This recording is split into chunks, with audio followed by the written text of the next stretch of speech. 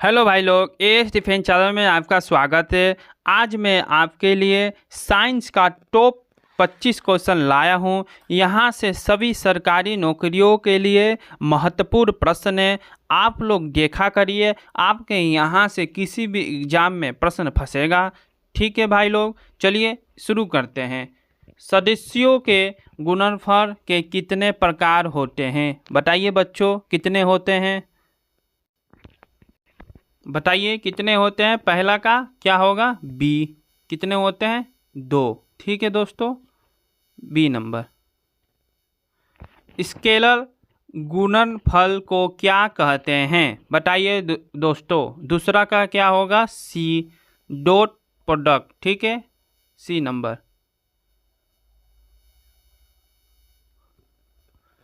Scalar गुणनफल का सूत्र क्या है? बताइए दोस्तों, क्या है? तीसरा का क्या होगा? सी, ए इंटू बी बराबर A B cos theta. C number. ठीक है। यदि दो सदस्यों के बीच कोण 90 अंश हो तो स्केलर गुणनफल होगा। बताइए क्या होगा? चौथा का दोस्तों डी, शून्य होगा। क्या होगा? शून्य होगा। ओके। यदि दो सदस्यों के बीच कोण 30 डिग्री हो तो उनका स्केलर गुणनफल क्या होगा? बताइए दोस्तों, क्या होगा? पांचवा का सी, धनात्मक होगा। ठीक है, सी धनात्मक होगा। वेक्टर गुणनफल और क्या कहा जाता है? बताइए दोस्तों। छवा का क्या होगा? सी, क्रॉस प्रोडक्ट। ठीक है।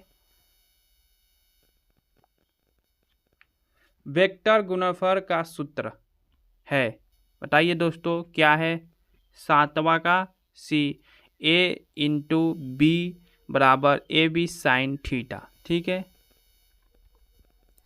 वेक्टर गुणनफल का मान न्यूनतम कब होता है?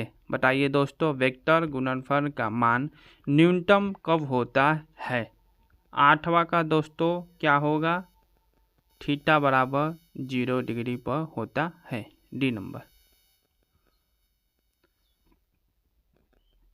ए इंटू बी बराबर सी एक प्रकार की कौन सी राशि है? बताइए दोस्तों, कौन सी राशि है? नौवा का बी, सदिश राशि है। ठीक है। डी आयामी गति में कितने अक्ष शामिल होते हैं? बताइए दोस्तों। 10वां का क्या होगा? बी। कितने होते हैं? 2 होते हैं। ठीक है।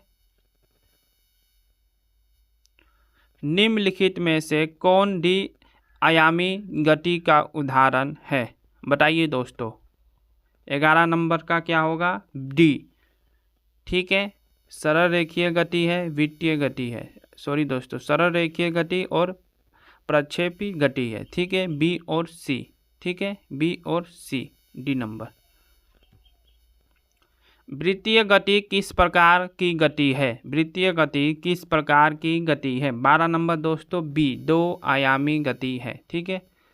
जब कोई वस्तु वृत्तीय पथ में समान चाल से चलती है तो उसे क्या कहते हैं? 13 नंबर दोस्तों, बताइए क्या कहते हैं? समान वृत्तीय गति कहते हैं। ठीक है। समान वृत्तीय गति में वेग कैसा होता है? समान वृत्तीय गति में वेग कैसा होता है? 14 नंबर का दोस्तों बी, बदलता रहता है। ठीक है। कोणीय विस्थापन को किस प्रतीक से दर्शाते हैं? बताइए दोस्तों। 15 का सी। ठीक है, 15 का सी, थीटा से दर्शाते हैं। कोणीय विस्थापन का मात्रक है, बताइए दोस्तों, क्या है? कोणीय विस्थापन का मात्रक 16 नंबर बी, रेडियन है। क्या है? रेडियन। ठीक है, बी नंबर।